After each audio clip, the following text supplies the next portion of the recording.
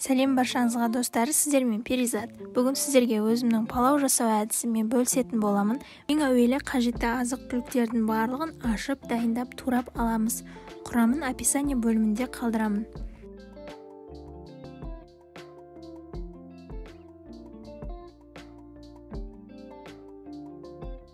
Қызып тұрған қазанымызға майымызды құйып, ең алдымен пиязымызды қуырып аламыз.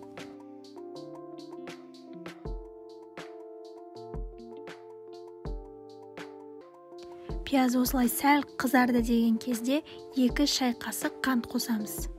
Қант қосуымыздың себебі палауға қызғыш түс береді және палаудың дәмін ерекше етеді.